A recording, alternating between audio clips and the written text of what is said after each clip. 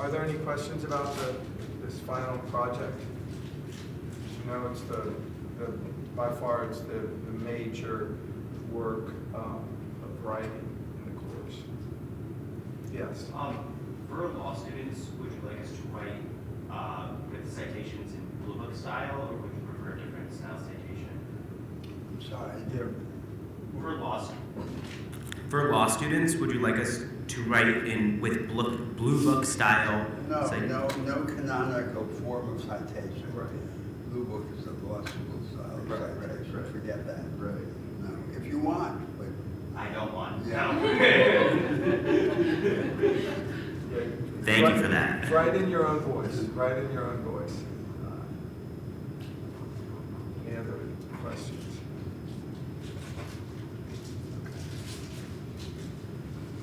So today we want to talk about the Henry Ford, but beforehand, because last week,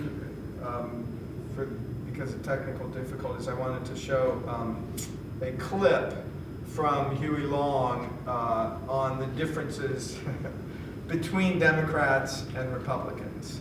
So here it is. The Democratic Party and the Republican Party was just like the old patent medicine drummer that used to come around our country. He had 2 bottles of medicine. He'd play a banjo and he'd sell 2 bottles of medicine. One of those bottles of medicine was called Hypopalorum. And another one of those bottles of medicine was called Lopapahara. Finally, somebody around there said, is there any difference in these medicines? Oh, he said, considerable. They're both good, but they're different. He said that Hypopalorum is made from the bark off the tree that we take from the top down. And that Lopapaharum's made from the bark that we take from the root up. And the only difference that I found between the Democratic leadership and the Republican leadership was that one of them was skinning from the ankle up and the other from the ear down when I got to Congress.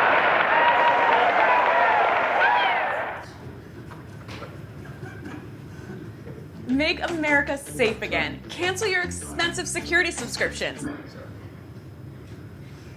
Any responses to that? I mean, as you can see, Long was,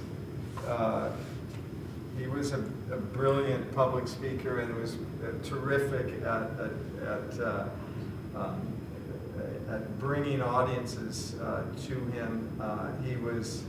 He's, in my view, one of the great orators of the 20th century in terms of his extemporaneous speeches.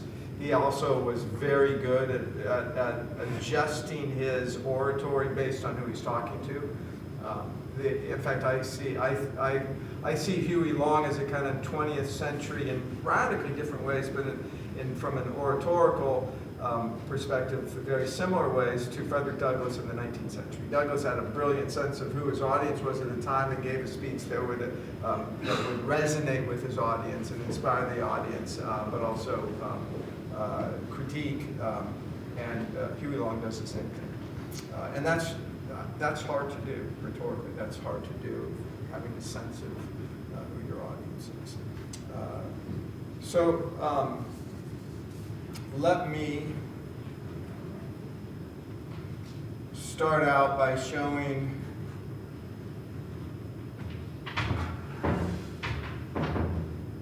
some clips of Henry Ford. So you read from Henry Ford this week.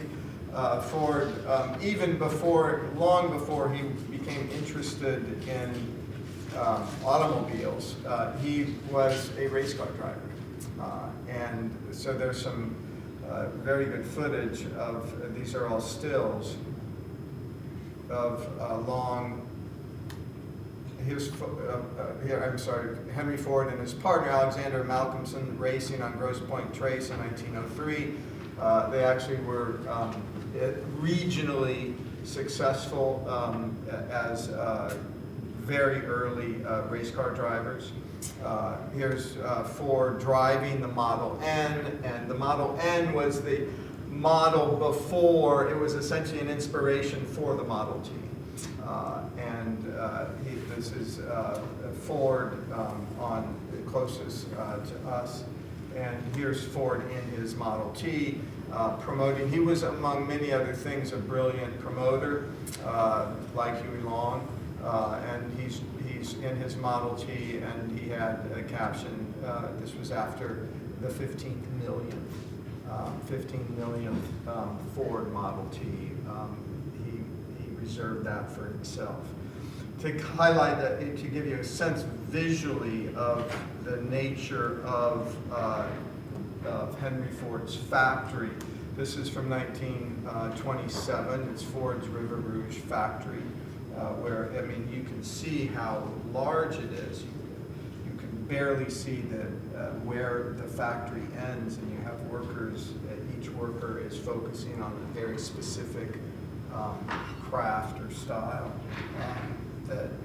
Was this the moving assembly line already? Yes, it was the moving assembly line, 1927. And so the moving assembly line meant that you had to be focused on doing your job, whether it's putting in screws or connecting one bar to another. And Ford implemented some brakes, but the brakes were fairly, there weren't that many brakes, and a number, in fact, there was a strike partly because of Ford's unwillingness to implement brakes. Here's Edison's Menlo Park compound, Greenfield Village in 1929. As you know from the readings, during World War II, Ford admired Hitler and was essentially very much enthralled with Hitler's totalitarianism.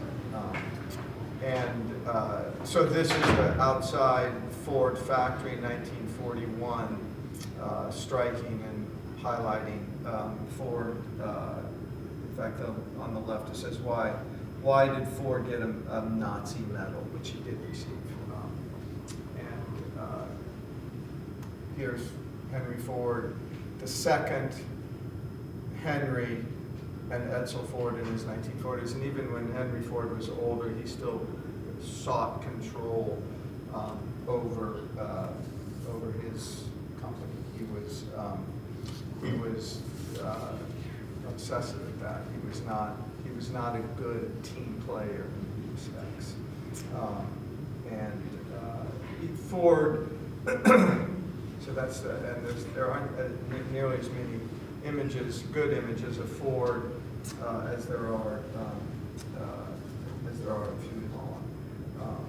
Ford used his enormous wealth and reputation to proselytize his vision of American ideas and American ideas that should be implemented, ranging widely from the admirable to the asinine to the utterly appalling.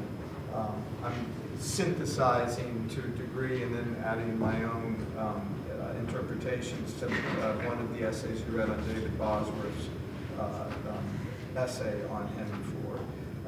He famously, you all probably knew this before reading about Ford, he dismissed history as bunk and is allied with Fukuyama's bold assertion that history can be settled, that it not only has a logistical necessary predictability, but one that we can somehow live beyond. So it's like there's this post-historical, almost kind of quasi-utopia that one can try to achieve.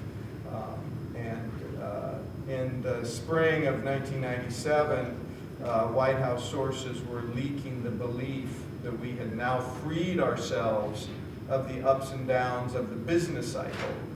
The stock market would never crash again, and driven by a new cast of native geniuses, Gates and Grove replacing Carnegie and Ford, our current prosperity would have no end. High-tech post-industrialism had fixed forever the glitches and bugs of the industrial era, and this confidence was shared by millions of average citizens who were buying stock at rates shockingly unrelated to the actual profitability of corporations. That's something we'll address over the next few weeks, but essentially it's a kind of an analog or an update to Ford's sensibility or understanding of the world. Ford, as you know, was famous for the slogan of "history is bunk." That history is worthless, Ford, even when trying to tidy up his famous quote, he clung to a delusion of personal immunity, in fact, he said frequently that I didn't say history was bunk; it was bunk to me.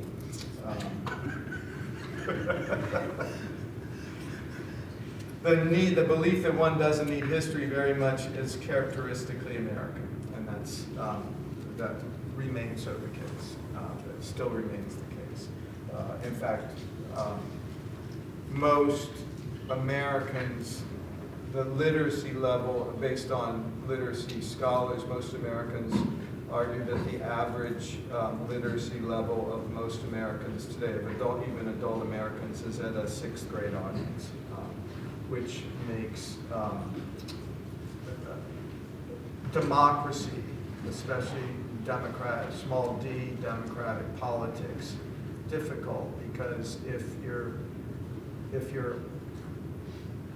literacy level is at a 6th grade audience, it can be very difficult to distinguish between a statesman and a con man, in my opinion. The belief that one doesn't need history very much is as I say, characteristically American. Let me go on. Let me just highlight Ford's. In fact, a few of you have emailed me already about Ford's anti-Semitism. It was during the 20s when he was the richest man in the world. There's an interesting, actually a brilliant essay in the course would be to compare Henry Ford with, you know what I'm referring to, a prominent figure today. When he was the richest man in the world by far, and so popular that a college student survey placed him just after Jesus and Napoleon as the 3rd greatest figure in the figure of human history. I think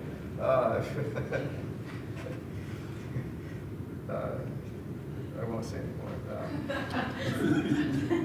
Ford published a series of virulently anti-Semitic articles. One was entitled "The Eternal Jew." It was under his own name in his privately owned newspaper, the Dearborn Independent. It sold very well. The editorial spaces under which he published his anti-Semitic articles were named Mr. Ford's own page. He imagined himself as a great global reformer, educator, industrialist leader, a kind of mass market moral visionary. Also connects and the world beat a path to his door. Yes, the world did beat a path to his door. Increasingly, I mean, by World War II, because of his embrace of Nazism, it was almost entirely conservatives, and there was a lot of pro-Nazism in the United States in general during the war. But for example, Antonio Gramsci, who was one of the great intellectual influences Yes. on the development of Marxist theory in the 20th century, Yes.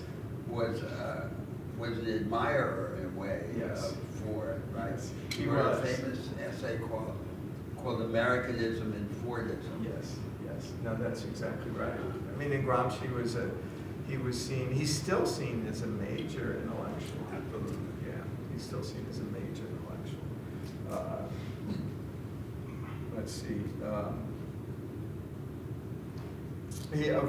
Anti-Semitism fit into his vision of being a great global reformer and educator, as well as an industrialist. Among the practical ideas for the good of all was a revival of this is highlights how far he goes. He wanted a revival of the notorious Protocols of the Learned Elders of Zion, which is a fake document proving that Jews were secretly plotting to take over the world. For almost 2 straight years, Ford persisted in his vilification of Jews, despite financial losses on his magazine, despite a boycott of his cars, despite opposition to his anti-Semitism from mainstream Christian religious organization, and despite advice from friends and his son, which gives you a sense of, Ford sees himself as a kind of Musk figure. I'll use his name. And like a number of leaders today, blamed. He targeted one group and blamed them for all the wrongs of the country or the nation or the world. And according to Ford's paper, Judaism was not a religion, but a race and a would-be nation whose members were united globally in the conspiracy against all other nations and races. Ford had his journalists collect many of these anti-Semitic articles into a book that was titled The Intellectual Jew, which sold 10 million copies in America, which gives you a sense of the number of quasi or pseudo-Nazis during that era. He was listed as the actual author. The book was translated into 16 languages, including German, under the title, translated into English, Eternal Jew. His anti-Jewish ideology influenced the Nazi movement itself, and it helped it win support, which is particularly devastating. When his anti-Semitic notions were fled in Europe in 1921, Hitler just assumed the leadership of the new and still tiny Nazi party. According to one scholar who wrote the only book-length study of Ford's anti-Semitic campaign, he said the connection between Mein Kampf, the blueprint for Hitler's murderous reign, dictated while he was imprisoned in 1923, and Henry Ford's International Jew is blatantly clear. So essentially, he's suggesting, or he's arguing, that Hitler was inspired by and influenced by some of Ford's writings. Hitler plagiarized from Ford, and sometimes the very words that appeared in the Dearborn Independent, obviously true. Also, Ford was the only American mentioned in Mein Kampf. His life-size portrait hung above Hitler's desk in his Munich headquarters, and Hitler told a Detroit newspaper reporter, "I regard Henry Ford as my inspiration." Ford became... Stalin had a similar interest. Yes, yes. Stalin had actually, that's a very good point. Stalin also was interested in Ford because they saw in Ford a leader and a strong man. A leader and a strong man who had shown that had revealed his success in terms of money. And as a major industrialist. Not alone, as I remarked to you, the admiration for Stalin was widespread in the United States. Yeah, it was. That's right.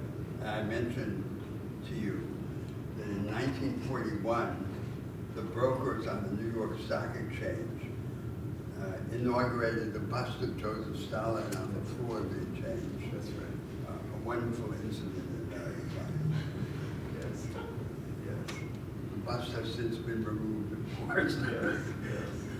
I mean, the embrace of the so-called love of Stalin, I see, or I think, is declined from for over the past 20 years. Would you say that? Of course. Yeah. But I remember when I was in the context of the war. Right. But I remember, when I was a PhD student, I had colleagues, PhD students, and 1 or 2 scholars who celebrated Stalin because of Go ahead. I'm slightly harder of hearing. Would you mind putting your mics on? Pardon me? I'm slightly hard of hearing. Would you mind putting the mics on? Oh, Yeah, turn on. Thank you. Is your mic on? Sorry about it. yeah. Thank you.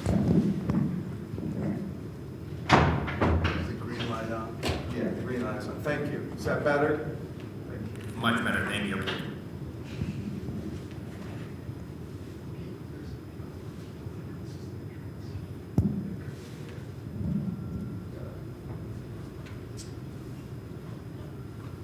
There are numerous paradoxes in Ford. He was a pacifist who supported fascists.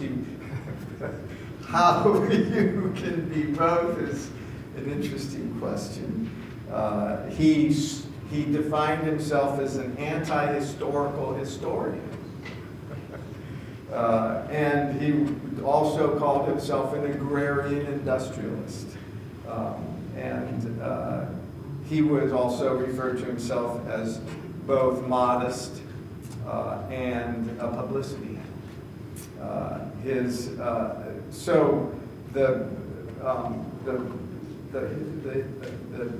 The monograph you read on or from several chapters of Ford, it's the author, blanking his name right now, said that his standing was analogous to Bill Gates, Michael Jordan, Oprah Winfrey, and Billy Graham combined. So, John, one of the themes I think is interesting in the image of Ford and what it was used for in the United States relates to a major subject in our course, right? Yes. So the subject was, in the first half of the 19th century, the small-scale producer, the petty bourgeois producer, as the central agent in that economy of artisans, petty proprietors in the North, destroyed, as we saw, because they didn't solve the problem of reconciling economic decentralization with aggregations of scale. Right. But the successor to that early figure of the small-scale proprietor was the entrepreneur. Yes. And the entrepreneur was viewed as an enactment of the idea of self-making, self-construction, Yes. and became then central to the American identity as a successor to that earlier figure. Yes. And this in the context of Henry Ford regarding himself, to my surprise also, as a disciple of Emerson. Very much so. In radically different ways, but he very much does see himself as the idea of self-reliance yes. Yes. associated with the idea of the entrepreneur, Yes. and the entrepreneur in turn is a successor Yes. to the small-scale proprietor. Yes. Yeah, that's exactly right. And then This was the Emerson who, hailed by John Dewey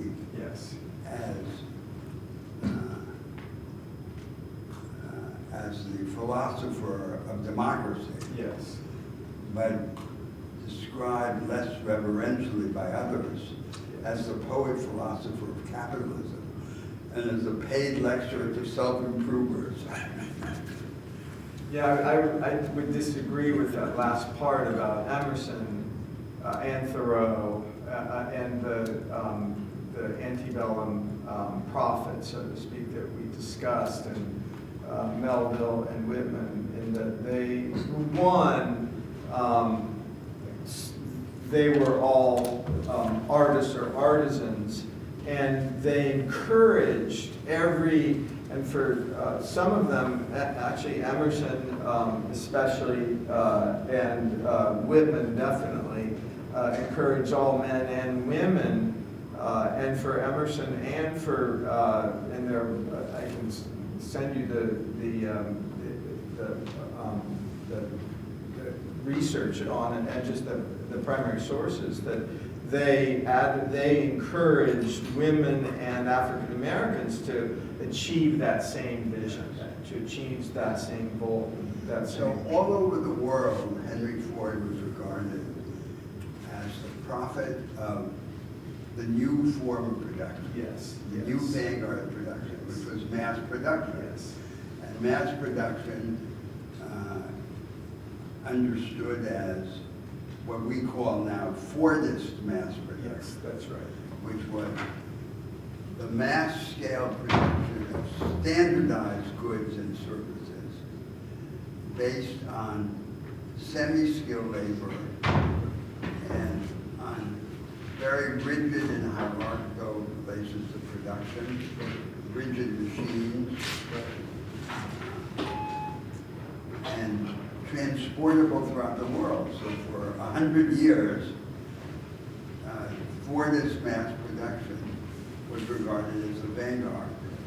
And it was immensely attractive all over the world because it was based on a minimum of requirements, a stereotyped kit of machines and capabilities against the background of very lax educational and institutional requirements. So the theory was, it was the road, it was the shortcut to economic growth. Because it allowed you to go very far, very quickly in the industrialization of a backward country. Theoretically, on the basis of the so-called fundamentals. The fundamentals were education and institutions. But actually, these fundamentals were very lax because in a Fordist factory, the worker really didn't need much education. So lip service was paid to education, but all we needed from the workers was elementary literacy and numeracy, so they could understand verbal and numerical instructions. A disposition to obey, and basic manual dexterity. Yes. Especially in the form of hand-eye coordination. That's very much so. So that was education. And in institutions, all you needed was a mixed regulated economy that had a place for a bureaucracy or a technocracy of economists planning development. That was what Fordist meant to the, so that was one aspect of Fordism. The shortcut to economic growth to unconditional economic convergence. The other aspect was encoded in Ford's remark that he liked to pay his workers well. Yes, yes. So that they could buy his cars. Yes. So it was a fantasy that there would be some pre-established convergence between progress on the supply side and progress on the demand side. That's right. And what was fantastic about it was the assumption that there was a contractual solution to the problem of coordinating demand and supply. Yes. When of course there's no contractual solution. That's right. There's only an institutional solution. That's right. That's right. But it evoked an unexplored aspect of the dilemmas of this kind of an economy.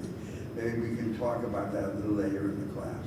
Yeah. I mean, so the Ford's workers, I mean, in terms of their jobs, many of the strikes, and the major strike was not less, well, it was partly about wages, but a large part of it was about the workers had one small task that they did repetitiously all day long. It was their entire work, which was mind-numbing.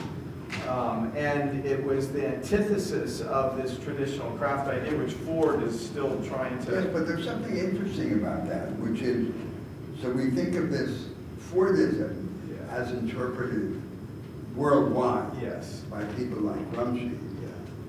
It supposedly had three elements. One element was production, standardized production, moving assembly lines, the rigid machines that combine the effect of many tools and dispensed with craft. Second element was mass consumption. Mass consumption led growth.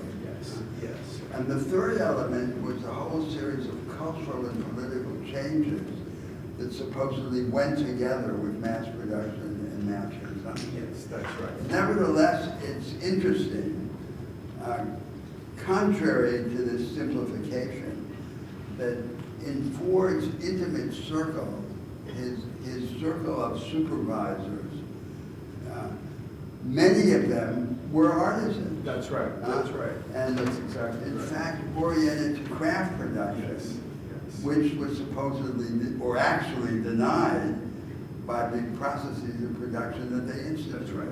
And so he himself relied on the craftsmen. Yes, and he started out as a craftsman. When he was a race car driver, he built his own cars. I mean, he built them by hand himself.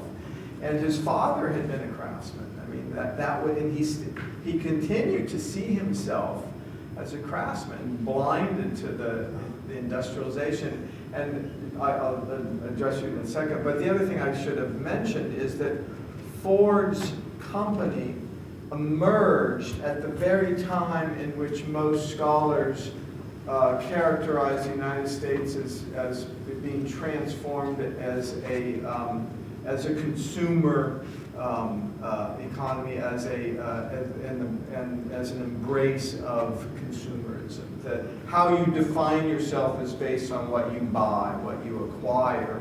Whereas in the antebellum period and through part of the Gilded Age, I mean, farmers, there was a producerist understanding. And the very identities of a lot of Americans beginning in the 1920s, they defined themselves by what they consumed rather than what they actually Now, if we jump ahead to the insular knowledge economy, Yes. to today's vanguard, we see that one way of defining in narrow technical terms the distinctive character of this knowledge economy is that it combines the characteristics of craft production and mass production. That's right. So,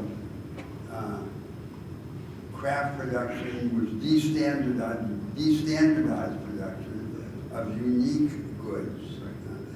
Mass production was production at scale of standardized goods. So a technical characteristic of a knowledge economy is that it allows for the combination of mass production with destandardization in a way realizing belatedly Henry Ford's dream. That's right. That's very good. That's right. That's very good. You had a question? I just wanted to add, what I found really interesting was with the Ford mass production, you had Ford and his engineers that laid everything out, and then you had 10,000 workers who Ford said, I'm sorry, but people don't want to think while they're working. So this is a difference between the artisanal economy, because when you have this model based off 99% of people working for you, you don't want them to think while they're working. You're limiting the people that are capable of innovating or shaping the labor market or businesses. Of course, and that was at the technical level, that was one of the origins of the knowledge economy. Yeah, as evidence, for example, in the so-called Toyota method of manufacturing. Yes. So the idea was that you would allow the work, the production on the assembly line, instead of being done by individuals with narrow functions, would be done by teams. And each of these teams would have a substantial margin of discretion in the reinvention of the plan of production. So there wouldn't be a rigid division between planning and execution.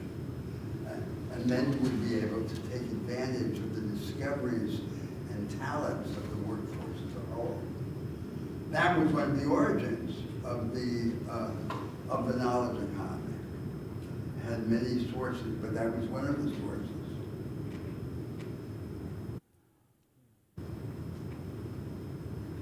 Other questions? Now, I'd like to make a comment on this other aspect, which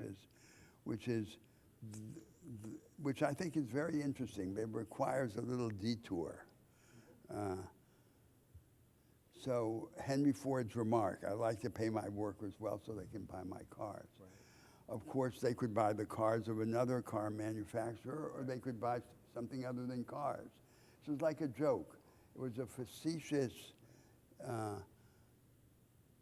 treatment of a profound problem in the regime that we call capitalism. But it's a serious problem, and let me try and explain it a little bit. So this goes to the heart of one of the enigmas of economics, which is the relation between supply and demand. The most elementary thing about a market economy. Supply has to balance demand. But actually, there's something unexplained and mysterious about it. And now let me explain why it's mysterious.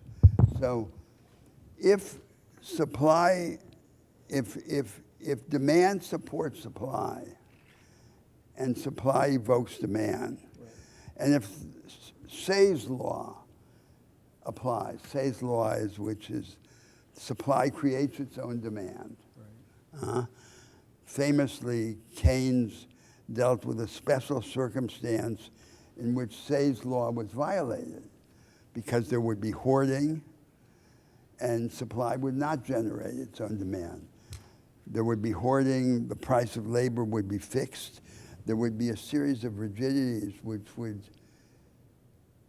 subvert the application of Say's law. But in principle, supply creates demand, demand creates supply. So in principle, in the market economy, economic growth should be endless because the economic growth implies a series of breakthroughs, of reciprocal and reciprocally reinforcing breakthroughs on the supply side and the demand side of the economy. So why doesn't it go on forever? What stops it other than particular market failures? That's the enigma. And it's not a subject of contemporary economic theory. You can't find that discussed except obliquely in any part of contemporary economics. Now further, why is there a problem? Think of it. First on the demand side and then on the supply side. So on the demand side, demand can be supported in like three main types of ways. One way is the workers, the mass of workers, the majority, the consumers, have demand based on assets. That's the most basic way, like the small-scale proprietors in the North. Right. The second way is they don't have assets, but they have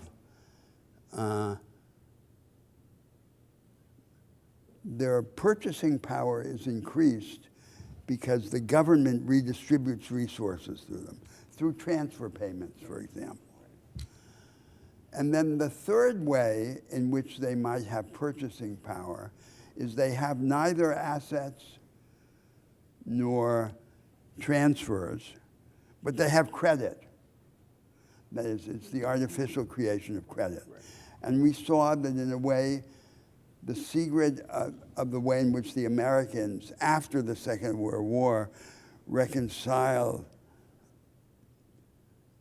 the growing inequality in the country with a style of growth based on mass consumption was by replacing the idea of a property-owning democracy by the idea of a fake credit democracy. Right.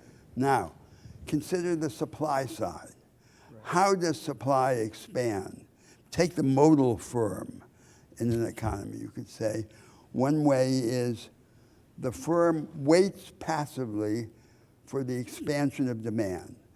It only produces when there is specific demand.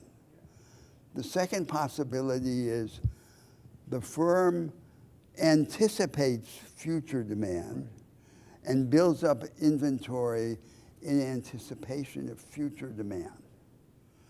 The third possibility is there's no clear future demand, but there are efficiency-enhancing innovations. And that too can lead to expansion on the supply side of the economy. The efficiency-enhancing innovations are typically capital-sparing. They don't require additional capital for the most part. And they don't require a deepening of the relation between production and finance. So there could be what the business schools now call disruptive innovations, in which they're not like efficiency-enhancing innovations. They're not in anticipation of future demand. They depend on the creation of demand which does not yet exist. That is, the producer actually invents new products and conspires to create the demand for them, Yes. which didn't exist before. Now, here's the problem. The problem is that both on the demand side and the supply side, there's discontinuity among these stages. One stage does not automatically lead into the next. That's the first problem, discontinuity. And there's the second problem is what you could call heteronomy, which is that an expansion, an advance from one stage to the other stage on the demand side doesn't automatically lead to a corresponding expansion on the supply side. An expansion on the supply side doesn't automatically lead to a corresponding expansion on the demand side among these stages that I've distinguished. That's what you could call heteronomy. So there are two different logics of the expansion of demand and the expansion of supply. So that's why this fantasy of perpetual economic growth can't happen automatically. That's the enigma. Huh? So when you replace Henry Ford's facetious idea that he'll pay his workers to buy his cars, Yes. and you realize that there's no contractual solution, there's only an institutional solution, it turns out that the institutional solution is made difficult by what I just called discontinuity and heteronomy. That's the problem that has to be solved. That's the real problem. And it's a problem which is not in some auxiliary or secondary department of economics. It's at the core of economics. It's at the most basic phenomenon of supply and demand. And that's something which is not treated by this neo-marginalist economic theory, which is now in command of the discipline. And all of that is lurking behind Henry Ford's apparently innocent joke. Yes. That's a little detour there. No, that's good. So would you say that the stock market, the S&P 500, tracks that? So there's one more comment I want to make. So at the economic vanguard Right. of production and consumption, there tends to be a convergence because at the vanguard,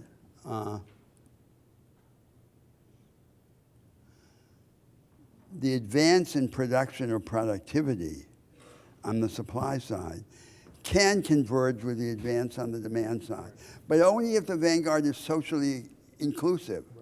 So if you imagine Silicon Valley were the whole country, and Silicon Valley is the part of the United States with the highest per capita income. That's right. Participation in the vanguard of production would tend to coincide with participation in the vanguard of consumption, of purchasing power. And then Henry Ford's joke would be realized. So that shows how this apparently conceptual enigma has in fact a social and economic, a practical social and economic expression. So you have this discontinuity on the supply side and on the demand side. But at the top of the pyramid, the two sides do tend to converge, provided that the vanguard is inclusive, or to the extent that the vanguard is inclusive. Now, why isn't there a theory of that? And why isn't that the object of discussion in economics or political economy? That would be another subject to discuss. Then we would have to deal with the history of economics and its failures as a discipline. I mean, to a degree, Ford, without recognizing it in a sense, offered his workers a degree of that inclusivity in terms of Yes. allowing them to, giving them the opportunity to acquire their cars. And it was what the Marxists call a labor aristocracy. Exactly. It was an elite within the labor force, you know, that had this privileged opportunities of consumption, Yes. as well as direct participation in this vanguard of production. Yes, and he recognized that, and it's ironic that he recognized the consumption aspect, even though he always saw himself as a producer. So I think, and this is one of the remarkable aspects now in the United States, which is that there is no productivist project. That's right. That's right. The right has no productivist project, and surprisingly, the left has no productivist project. The project of the left in the United States is a purely distributivist or redistributivist project. Entitlements, no project of production. And so the supply side is abandoned by the left to the right, and all the left in the United States, the American left, proposes is the humanization of the supply side of the right through transfer programs, entitlements, compensatory and retrospective redistribution. And this is one of the fundamental problems of the country, which Ford was unable to imagine except indirectly by these metaphors or by these jokes. Yes. Right? Yeah. That's exactly right. I wanted to come back to the question I had earlier. Oh, no, I want to say one more thing. One more thing. So now a central concept of the business schools in the United States is this concept which I mentioned a moment ago of disruptive innovation. Yes. And how are we to understand it in relation to this point that I just made about the convergence at the top? So you could understand it in the following way. In a situation in which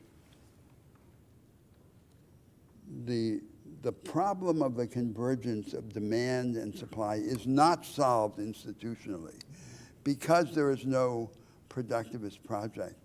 What Christensen and his people called disruptive innovation was a way in which, given the absence of a macro solution to this problem, the advanced firms, the so-called disruptive firms, find a way to solve the problem at the micro level by creating markets, creating demand for new products, going beyond efficiency-enhancing innovation. The disruptive innovation, unlike the efficiency-enhancing innovations, are capital-intensive. So it's the way of turning the failure to solve the institutional or structural problem into an opportunity for profit by the firm at the micro level. And what I'm calling the productivist project would have to solve at the macro level what the disruptive innovation of the business schools solves at the micro level. Now, where's the economic theory of that? That's the economic theory that doesn't exist.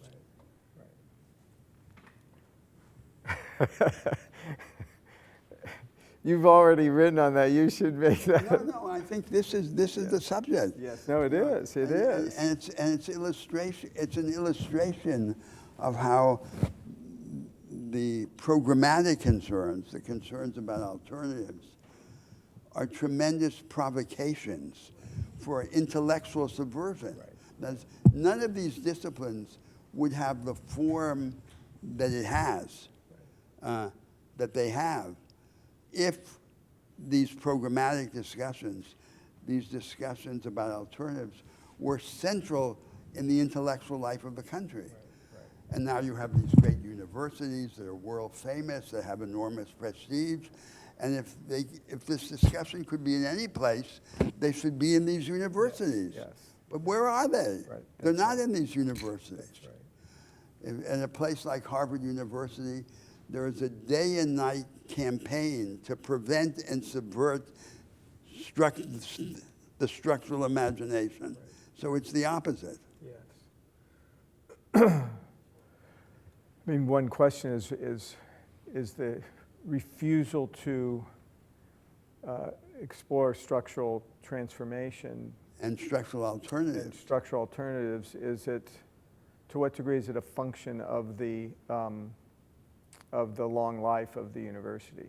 If Harvard had only been 10 years old or 20 years old, would it be easier for that to? It has a long past. Yeah. It should prevent it from having a deep future. Why? Yes. What- Yes. what's- No, you're right. That's right. That's right.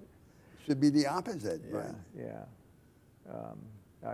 I agree.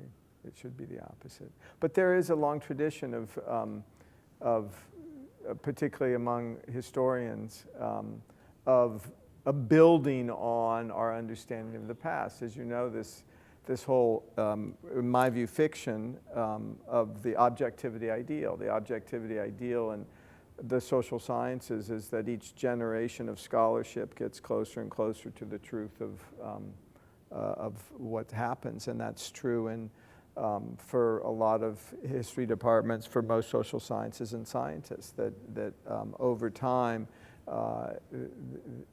progress is continually evolving, whereas in a lot of instances that's just outrageous. It doesn't exist. I mean, and the best example is how the story of the Civil War has been told over time. It's that immediately, it was Northerners recognized that the South had committed treason. They had secession was, as Lincoln said in his first inaugural, it's the essence of anarchy.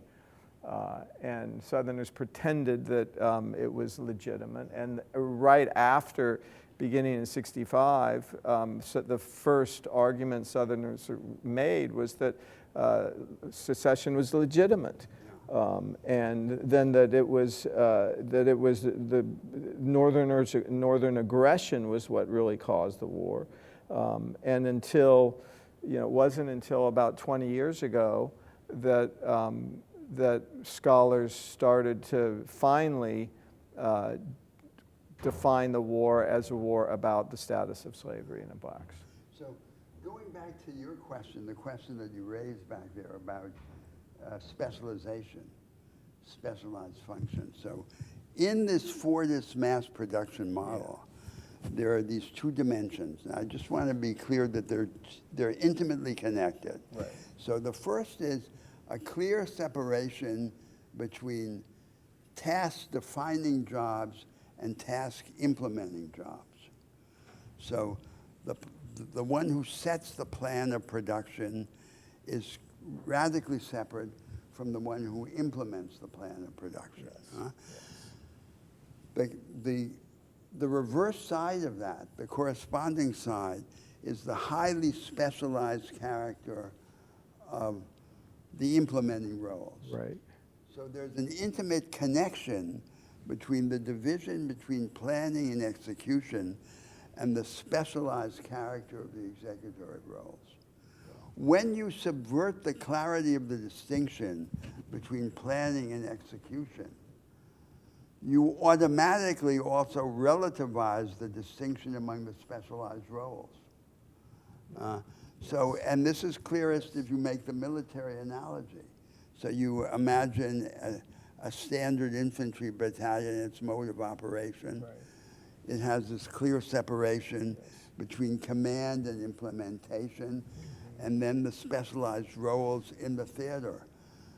If you subvert the distinction between the planning and the execution, and you say the plan of battle is continuously changed in the field by the people who are executing it, as in the cases of a special forces operation or a guerrilla operation, then automatically the specialization of the roles also begins to disappear. And So from a military standpoint, what's the ideal? The military standpoint, the ideal would be that you could have an irregular force that retains many of the characteristics of a regular force, or the inverse. You have a regular force that acquires the capacities of an irregular force, which are its flexibility, its opportunism, its plasticity in the field, without losing scale and momentum. And that's the military ideal. And it's the same thing in production. So the things we're discussing in production are the direct counterpart to that. And when Ford started, he actually implemented that. He was very open-minded in that sense. He encouraged his workers to develop tools or skills to enhance production. So I think that going back to the central questions of American consciousness and culture and the nature of the United States, this ideal of opportunism, plasticity, radical flexibility should be very attractive in the United States. And the dogmas that impeded should be un-American. That's in a right. way. That's right. Huh? That's But right. it's just because the economic and social consequences of this flexibility are regarded as unacceptable or unimaginable. Yes, that's right. That's right. So instead of basing contestation, subversion on ideals of radical equality and so forth, which never sit well in the United States, Right. you could base them on productivity, opportunism, Yes, efficacy, Yes. Right. and that would be enough, Yes. all by itself, That's to right. justify radical alternatives. Right. That's right. And Americans have long been deeply fearful of the idea of equality, but you're Contrary to Tocqueville. contrary to Tocqueville. That's right. Which, in a sense, what you just said, it offers an end run around it, or a way of achieving it in a certain degree without invoking it.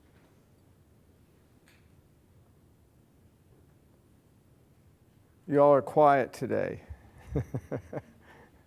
Yes. So I have a class at the business school, and we often talk about like making the workplace more democratic. And a lot of these people that have managed companies before and that have been financially successful argue that equality in the workplace is not feasible because, in the United States we have the employment at will doctrine, which means that you can cut an employee at any time. And they argue that this is necessary to be adaptive. Businesses need to be flexible. They need to be able to make decisions quickly. And because of that, only a few people should be in charge of the decision making. And the employment at will doctrine benefits the employer rather than the employee and allows businesses to be flexible. Right. So their main argument that this imbalance of power is necessary for businesses to stay alive and to innovate and drive the economy.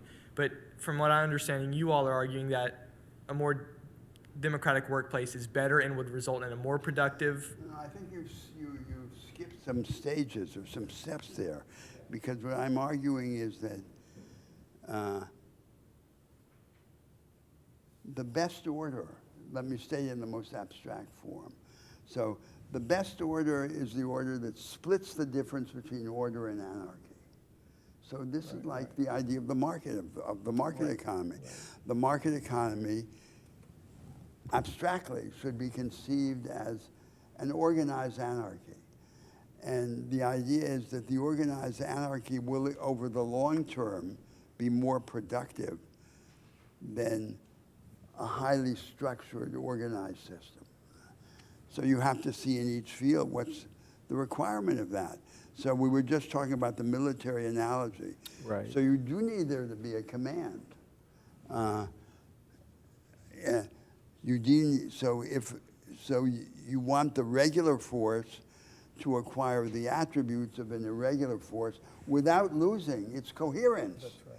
And its command and its momentum, not just simply dissolving into a free-for-all.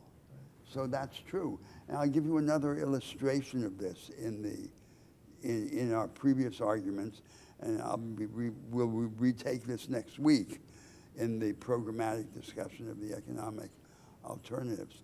So I say, the market economy should not be pinned to a single dogmatic version of itself.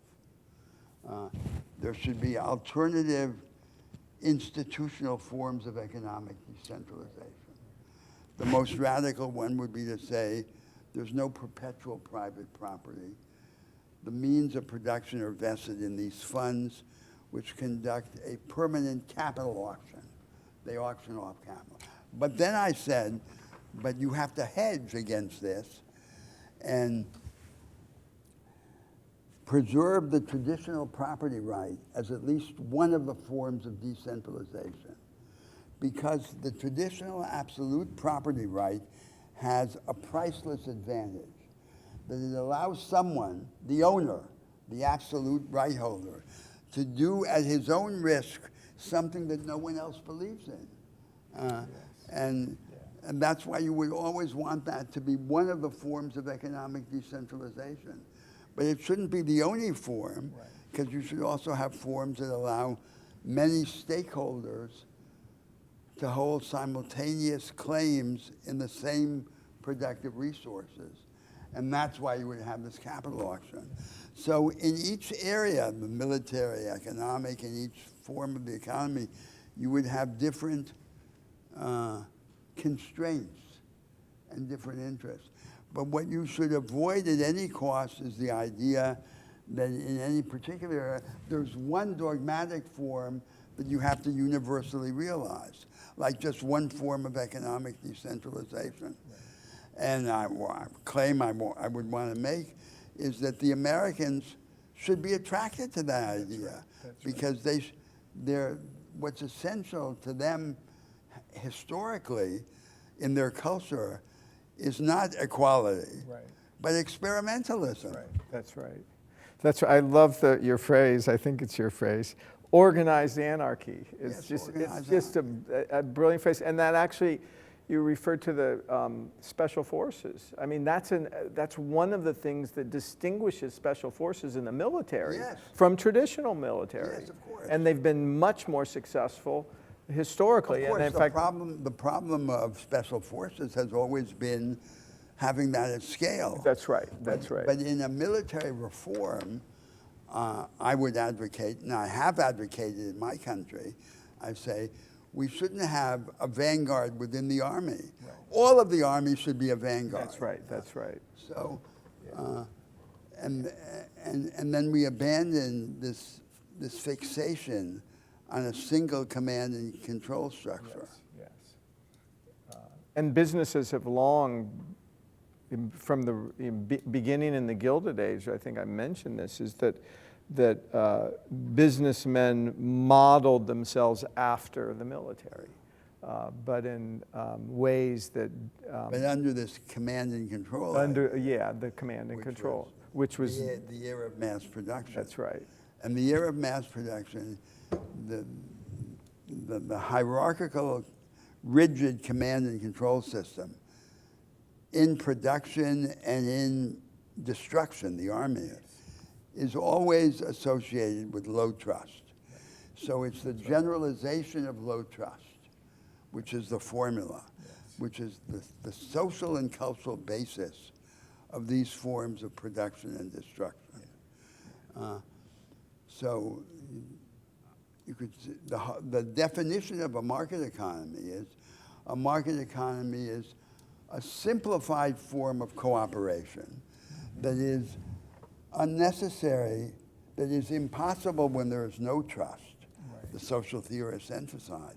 You can't have a market economy in a society or in a culture in which the insiders get everything and the outsiders get nothing. To have a market economy, you have to be able to trust the word of strangers. So it requires the generalization of a modicum of trust among strangers. Yes. That's the basic cultural basis of a market economy. But the higher forms of a market economy, like an economy in which the knowledge economy prevails, require a relative elevation of the level of trust. Yes.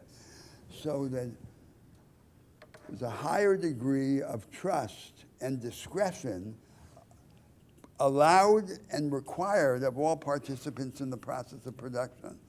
That's the connection between economic advance and moral advance, so to speak. So there's this association between the elevation of trust and the technical advancement of production. More trust makes possible more advanced forms of production. Yes. Yeah, I'm curious to get your comments on, when you look at the startup culture in Silicon Valley, a lot of the companies that have done very well over the last 20 to 40 years have been started by people who did not necessarily have access to massive capital. Yeah. They had access to, vast amounts of knowledge, and they developed. Intangible assets, yes. They were creative, but Yes. in the age like just today, I could go on my laptop and teach myself basically for free how to code. I could teach myself what someone 100 years ago couldn't even dream of in order of becoming productive. And if my idea that I teach myself is valuable, it's likely that people are going to be interested in it. So is the problem, and I'm just curious to kind of get your thoughts on this generally, but is the problem the availability of capital, or is the problem that people don't know how to use the resources No, I don't think that the exist? problem is ever alone the availability of capital, because, for example, when you have a discussion about the democratization of the economic order, and one of the typical themes of that conversation is the necessity to democratize access to capital. What the venture capitalists and private equity people say is, our problem is that there's a dearth of good projects. Right. We can't find them. We have to have 20 projects for one of them to succeed, whereas the other 19 fail. So I don't think it's that simple contrast. I don't think that the access to capital is the silver bullet. And in the successful practice of venture capital, the secret is always to orchestrate the access to capital with all the other stuff. And that's what qualifies the investor as a strategic investor rather than just a passive investor. So it's more complicated. But so the creation of a knowledge economy for the many that would replace a knowledge economy for the few is never just a simple exercise in expanding access, especially not just expanding access to capital. It requires the orchestration of many different forms of access and capabilities. So I agree with you. Yeah, so forms of access that you think are currently cut off to the average laborer. Yeah, I think. Yeah. So I think in the discussion of Brazil that we had way back in the beginning of the course, I mentioned this. So most countries in the world don't have the institutional instruments that would be necessary, even for the first step of this creation of a more inclusive knowledge economy. There are a few countries in the world, both advanced countries and developing countries, that do have some of these instruments. And among the rich countries, I would say Germany or Denmark, and among the developing countries, Brazil. So in the case of Brazil, they're all a legacy of the period of import substituting industrialization. Development banks, including the largest development bank in the world, Public Development Bank, and an organization that counsels small and medium businesses to increase their capabilities, their style of practice, a remarkable network of public technical schools, and so forth. So we have the instruments, many of them perverted now by political clientelism and cronyism, but what we don't have is the project. And the only way to rescue the instruments from their distortions would be to mobilize them in the service of that productivist project, which is today no longer to restore conventional industry, the old form of industry, but to create the mass form, the inclusive form of this new style of industry. But as this story shows, often you begin to have the project and you don't have the instruments, and sometimes you have the instruments and you don't have the project. Yeah, that makes a lot of sense. I mean, my only concern is that part of this is a problem of will, that, you know, people, laborers themselves, they don't, you know, these people that you described throughout history that just want to own the shop and just want to, you know, they're satisfied with that. Of you know, course. How do we instill the will in these people to Of course. participate in the knowledge economy? So the way it looks from the viewpoint of the state, from on top, from politics, is very different from the way it looks from the standpoint of the isolated entrepreneur. Right. So the isolated entrepreneur, even in the most advanced countries like the United States, can't solve the problem of realizing Henry Ford's dream, right? So all he can do is what the business schools propose, disruptive innovation. That is, to turn the absence of a solution at the collective or macro level into an opportunity. That's the secret of this concept of disruptive innovation. So the fact that it's not solved for the country becomes an opportunity for profit by the firm. But it's not a solution for the country. The only solution for the country is having a national productivist project. And it has to be conceived in a way that doesn't make it be or seem a statist project. That's the other complication, because given this inheritance of things, so if I'm having, for example, a discussion with Larry Summers, and I propose to him an alternative way of organizing the market economy, his response will always be, but that's statist, because he identifies the market with his form of the market, with his way of understanding the market. And another way of organizing the market is then interpreted as an intervention of the state in the market, when it's not that at all.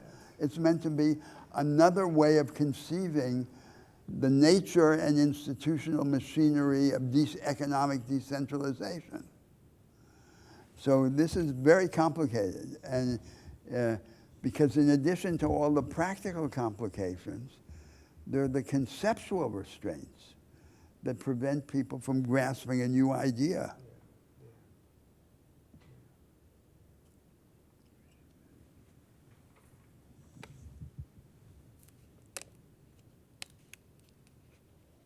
Other questions? So these were excellent questions.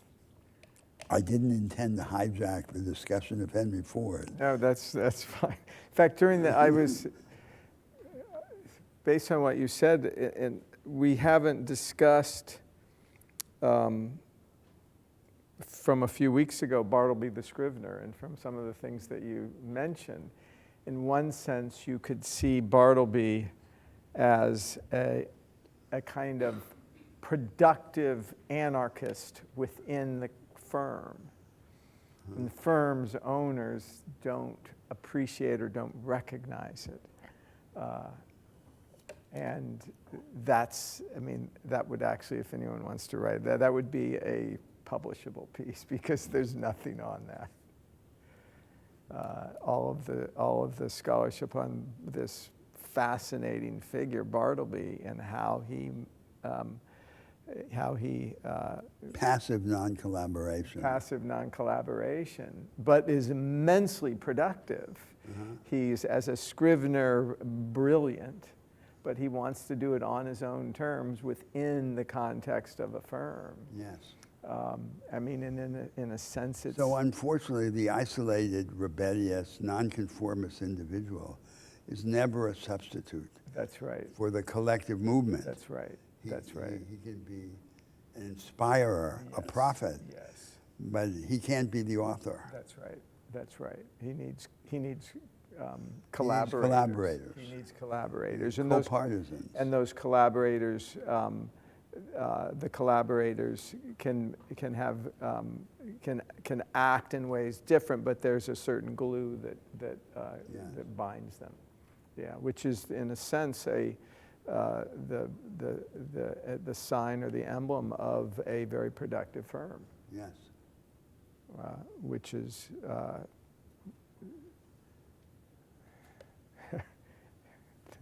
which would be a publishable essay on Bartleby the Scrivener. I'm familiar with his scholarship. That's great. Yes.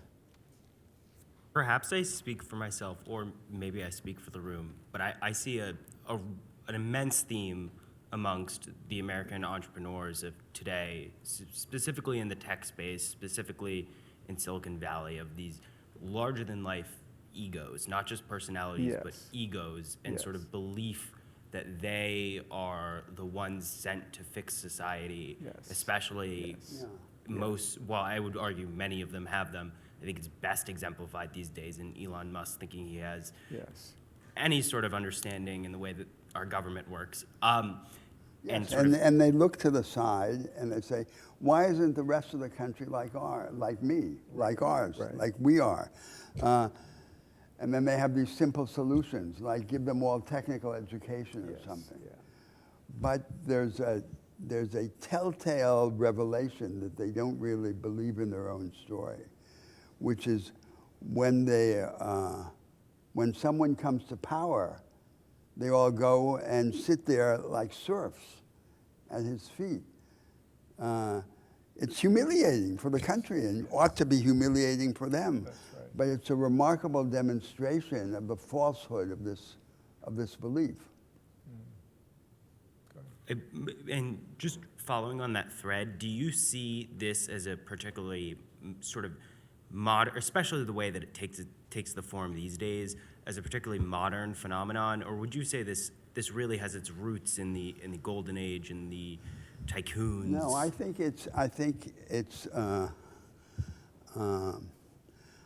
its specific manifestation is circumstantial or historical. But servility is ancient and universal. Right. And the alliance of servility with self-deception is not a prerogative of any age.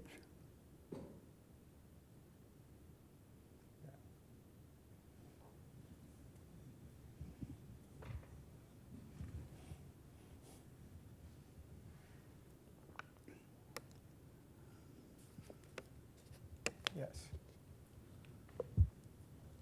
I don't know if you can hear me, but if it's okay, I would just like to make a request, and it's okay if the answer is no. And it doesn't have to be now, because I don't think we're prepared to have that conversation, but I was hoping that maybe in one of the sessions coming up before we finish class, we can carve out like 30 minutes or so and have some reading about it, just about fascism, American fascism, conversation about it, like whether it's totalitarianism. Part of the discussion I feel like of this politics. is the perfect class. So we have to do one session which will be about democracy, politics. We can discuss all of that. Yeah. I would just appreciate it, because I think part of what, usually I'm like very animated, but part of what is, I think, weighing, just to be very transparent with the class, because this is American democracy after all, it's weighing on me because I don't feel fully prepared intellectually to even understand the tentacles of fascism. So that's all. So thank you. No, we will, it's a great point. We will discuss that. there's a long history of fascism in the United States, either in its explicit form or in a quasi-fascist form. There's a long tradition, arguably much more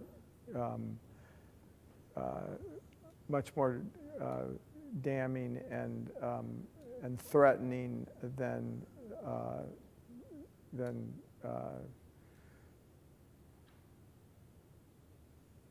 other forms of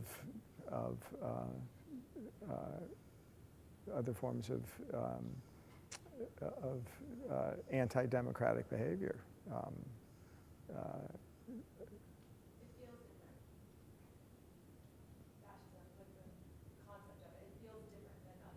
Yes, yes.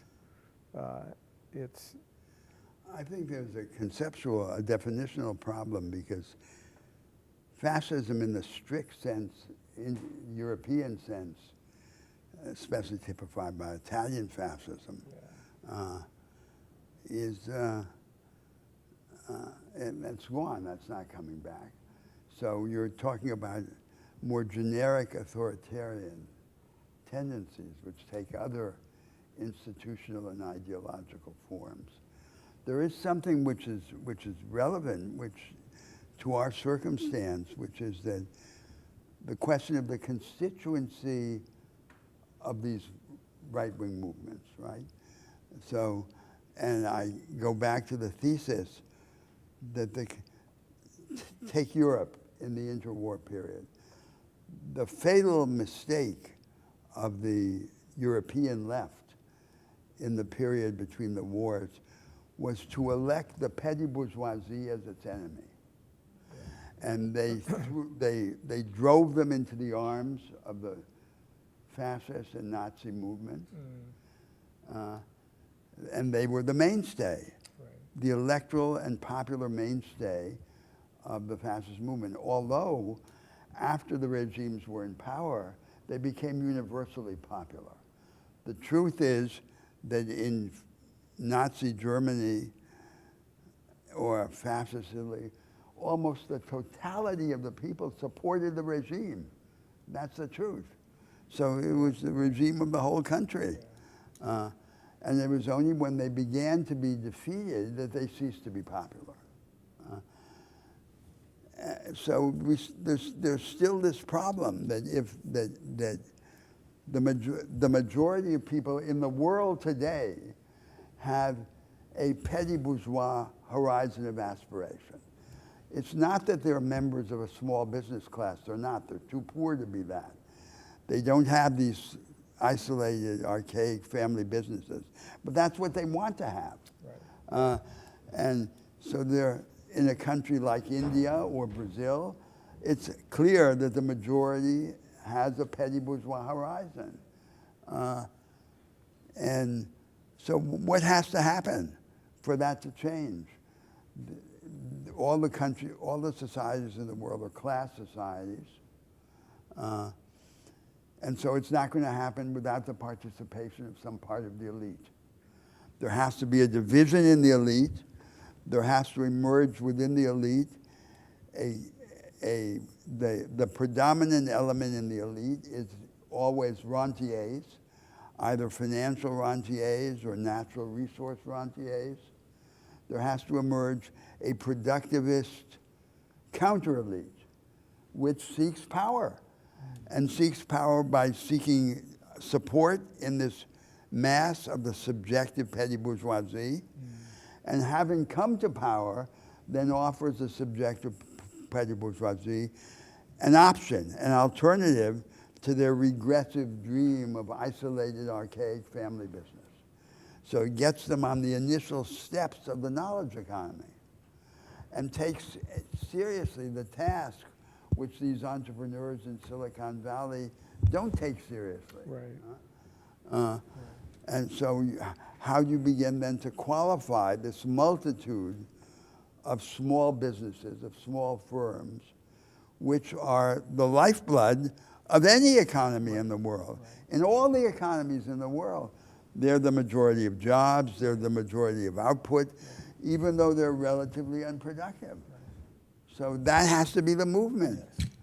And it's a political movement, and it's the opposite of so what you're calling fascism is what results when that fails to happen. Because then you abandon the task of securing this majority, the support of the majority to the other side. In any political situation, the force that commands the agenda is always the force that most credibly embodies the cause of creation, of innovation, of construction. If the position of the left is to humanize the project of its conservative adversaries, it's already lost before it's even started. That's the losing agenda in politics. And that's what, in general, we have in the world. Can you say more about that? If the left's objective is to humanize the adversary. That's right. If in general now, you ask about the whole world, I'm not talking about the United States, though it applies also in a special way to the United States. You ask, what is today the project of the progressives in the world? The answer is either they have no project, or their project is the humanization of the project of their conservative adversaries. So we don't deny that the market economy as it now exists is a huge engine for the creation of wealth, of growth, and so forth. Right. But they have done it in a savage way. That's right. We're going to do it in a humanized way. Yes. So it's to put a human face on the project of their conservative adversaries. That's an abdication, because they won't command the agenda unless they have an affirmative project. And an affirmative project has to be a project of national power, a project of economic growth. Mm-hmm. It can't be a project of sugarcoating, right, of distributing the sugar. So in the United States, it can't be the alternative for the United States is to become the Sweden of 1970. Right. That's their project. Right. They've already lost. Yeah, there, go ahead.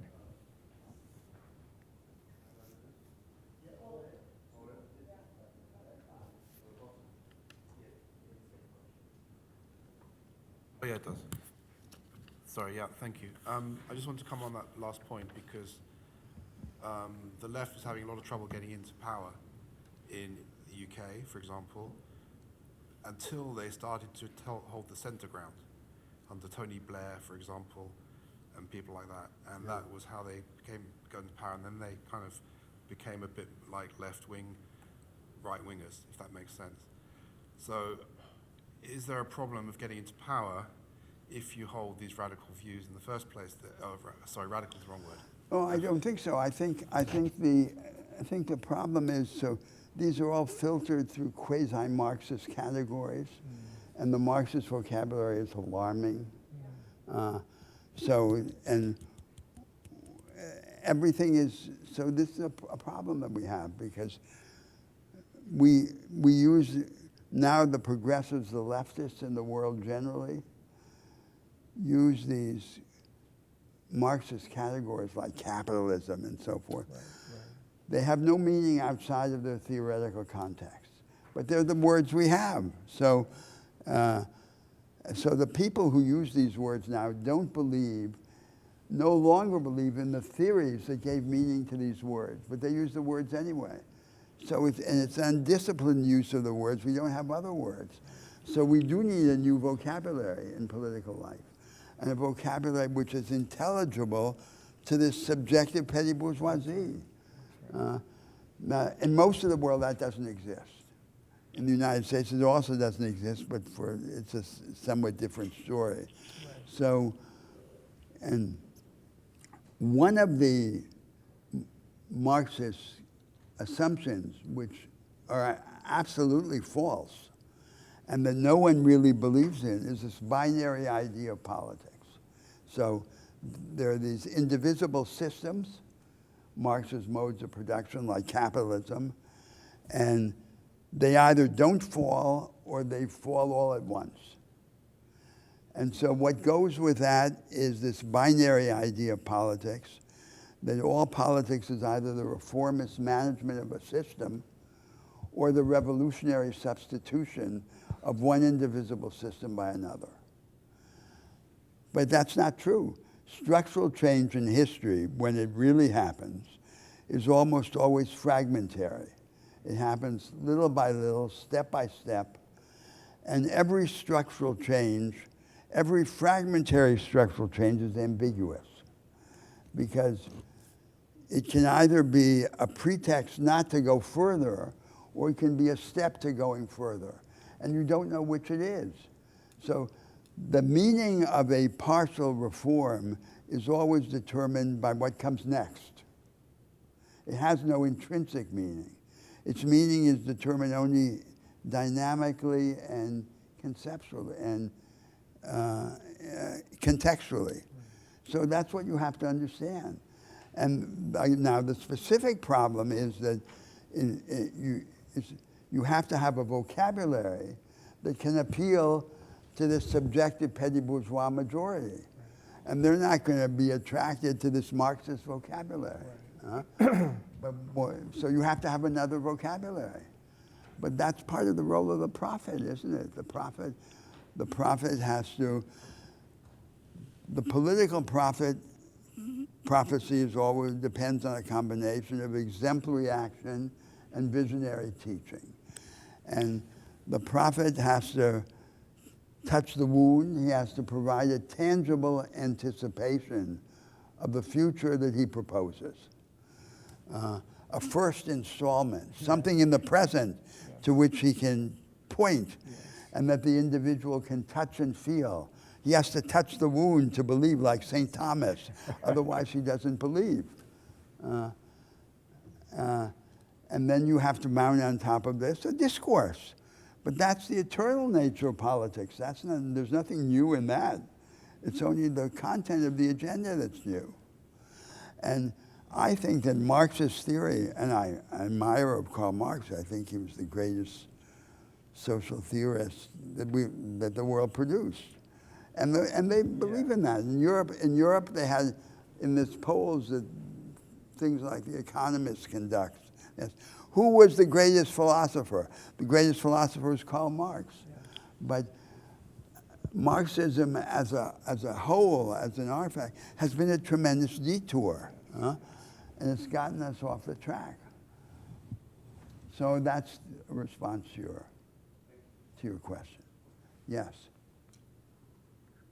Yeah, thank you. I follow your idea about what the left needs to do and that it needs a new productivist project. And everything that you said makes sense to me, except the last step, which is how exactly does the left propose a mode of economic productivity that is superior to the market economy? No, it's not an alternative to the market economy. It's an alternative version of the market economy. So I think and when I said, and I abused the name of Larry Summers because I think he was the representative of the world, that if I make my proposals, he says that's a state. Because for him, decentralization, the market is always the present market. Any other market, since it has to be done by will, someone has to do it. It has to be embodied by law. He thinks that's statism. But what about the present market? The present market didn't come from Mars. It was a creation of politics also, embodied in law. So it depends on, it has a particular legal framework, like the absolute property right. Which emerged. That wasn't created by No, the absolute property right was largely an invention of the 19th century. Right. It's a relatively late invention.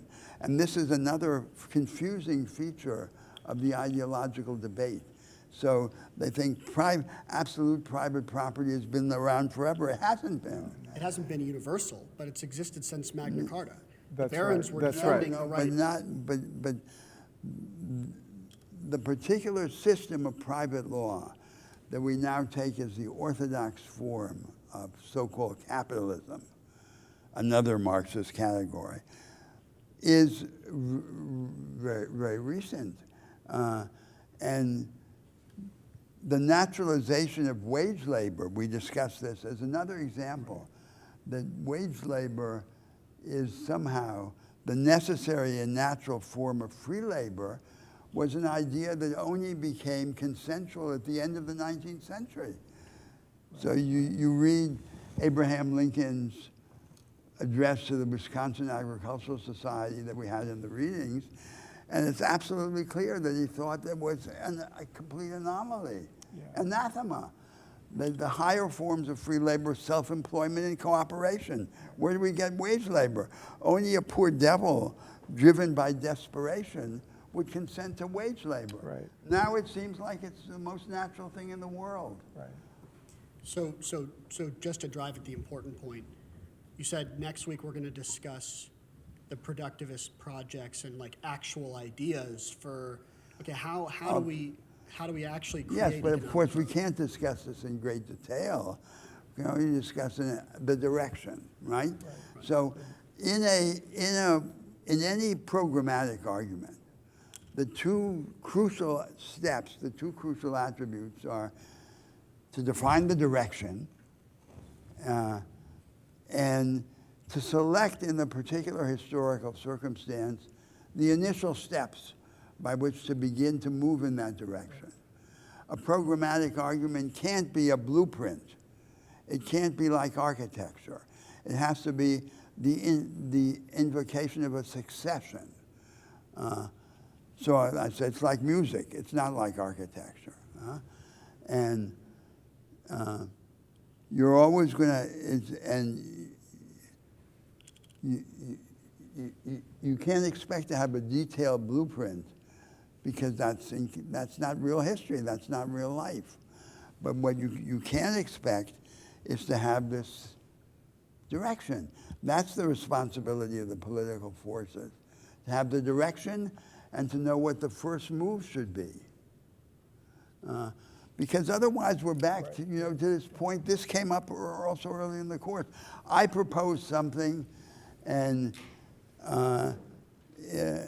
it's very distant from what exists now, and you say, well, that's very interesting, but it's utopian, of course. I propose something that's close to what exists, you say, well, that's certainly feasible, but it's trivial. So almost anything that can be proposed in the current climate of opinion is likely to be dismissed as either trivial or utopian. But we agree that the outcome of any productivist project has to be the sustainment of economic growth and economic production. We want the quality of life for all people to be raised as fast And as on the possible. basis of extensive economic decentralization, which is the market. Right. But now we have this corrupt idea of market fundamentalism. So there's the orthodox form of market fundamentalism like Hayek. And that's, I said facetiously, he imagined if Robinson Crusoe trades long enough on his island, Hayek imagined, he will eventually reproduce spontaneously the whole system of German private law. That's ridiculous. The jurists know that after 150 years that there's no such thing, that the market economy doesn't have an automatic natural form, that at each stage down the ladder of concreteness, there are choices that depend on conflicts of vision and of interest. And the people who demonstrated that in the United States were hard-headed realists like Oliver Wendell Holmes.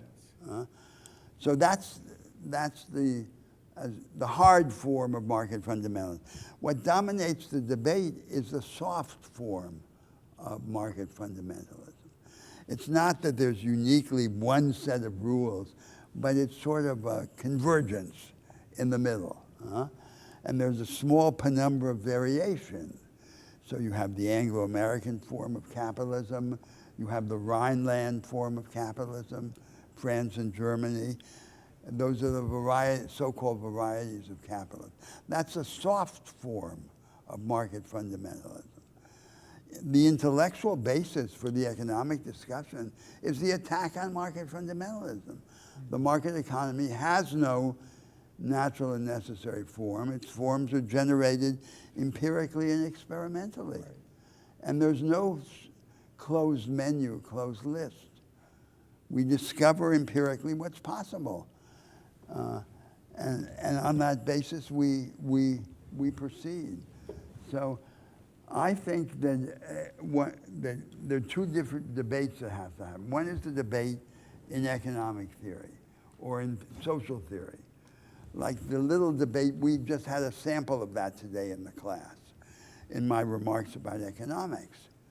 How is it that the most fundamental enigma about the most elementary subject, which is supply and demand, and how they balance, has no presence in economics? That's absurd.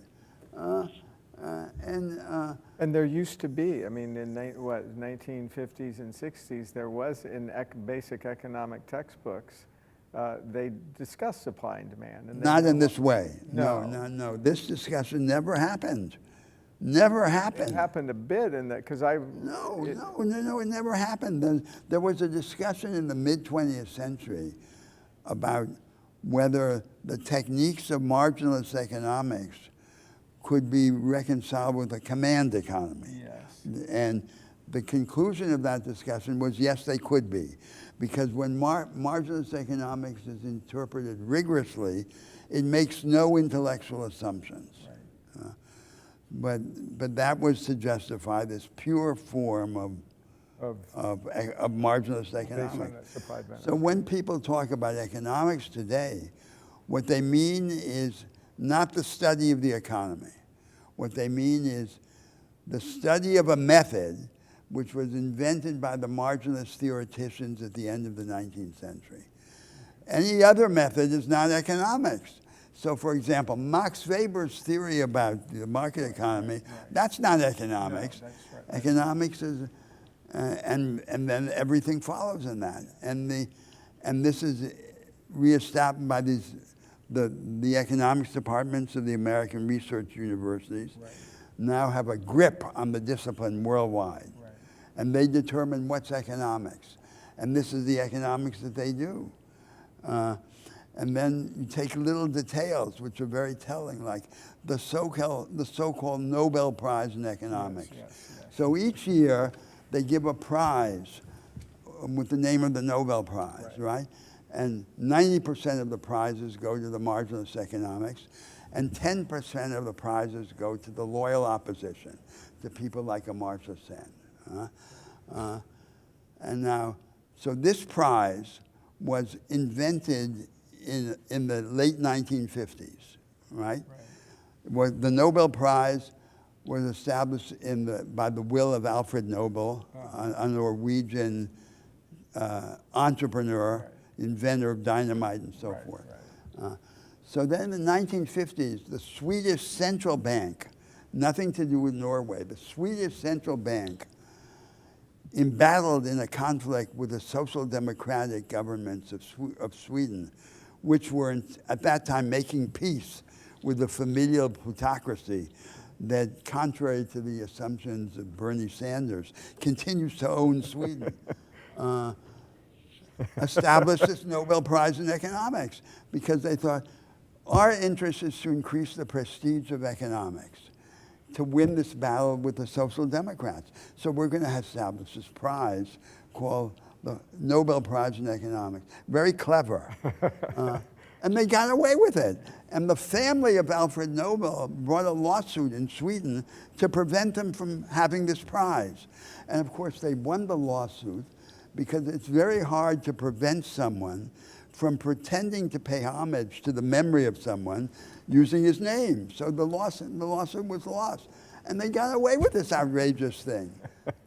And so that's a little example of how even the details in the world reinforce the prestige of this fake discipline. Yes, that's good. So That's good. it's not easy. It's a long haul, but a contest of ideas embodied in practical experiments in big countries of the world would eventually break through this. And I wish the Americans would get on board. No, that's right. Although I do remember, I mean, Samuelson's economics textbooks, he devotes, I think, a chapter to the relationship between supply and demand. Not to this idea. No, okay, you're right there. Not you're right to this there. idea. That you're right and, there. And Samuelson and his successors then, so Keynes came in the 20th century, and he had this little heresy, right? It wasn't very rebellious, but it was somewhat rebellious. It had in it the germ of an alternative vision of economics, which is not simply an economics of disequilibrium, of multiple equilibria, but it had in it the germ of an economics of permanent disequilibrium. So the American professors of economics, beginning with Samuelson, then took Keynes's theory and defanged it, right? It had some poison in it. Yeah. And they reconstructed it in a form which took away reduced it. So it ended up being in the United States the theory of counter-cyclical fiscal and monetary policy, not a general alternative understanding of economics. So now you open the economics textbooks in the United States, and what was meant to be an alternative economics has become a chapter in the same economic textbook. So it's now the theory of Keynesian economics is now a part of this mainstream economics, reduced. And they call that combination of Keynesian economics with marginalist economics the neoclassical synthesis.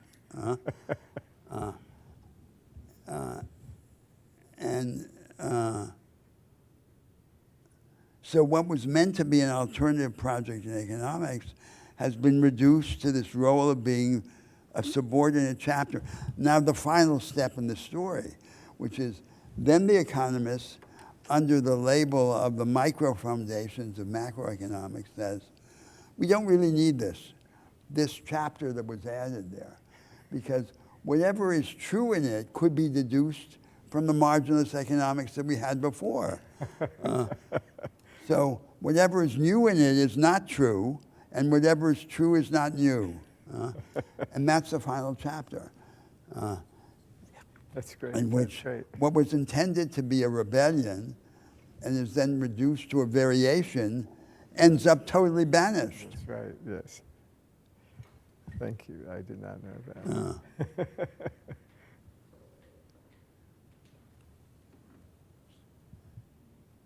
So I think that's enough. Yeah. Any last questions? We have a couple minutes left. It's a wonderful ending. Not enough yet?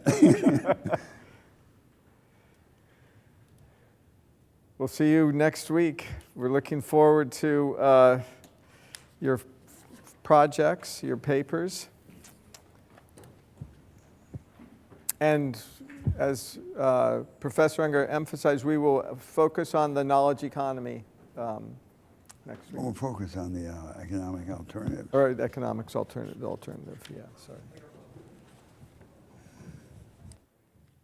I didn't intend to hijack the discussion. No, that was good. That was great. That was great. Ford isn't as, we covered Ford quickly. Hi. I wanted to meet with either of you. Is it best to just send an email or to set up a time now? I can set up a time now. If you want to meet with both of us, we could collaborate there. Okay, we'll do that. I prefer to meet with both of you at some Okay. point, if that's possible. But, well, not at the same time. If that probably inconvenient. Okay. I could just tell you my schedule, hold on a second.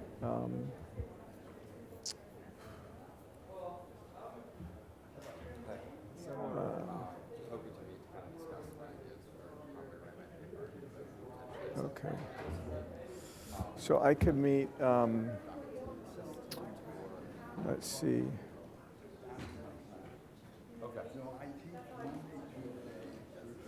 So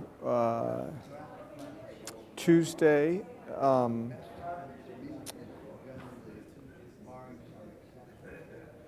Tuesday I could meet at any time after 12, from 12 to, I'm actually free from 12 to 4. Let's see, Wednesday, I could meet Wednesday morning at 9. I could also meet Thursday between 11 and, oh, actually Thursday I cannot meet, but Monday and Tuesday morning. Actually, I could meet Tuesday morning also from 1 to 4. Wednesday at 9 next week? Wednesday at 9?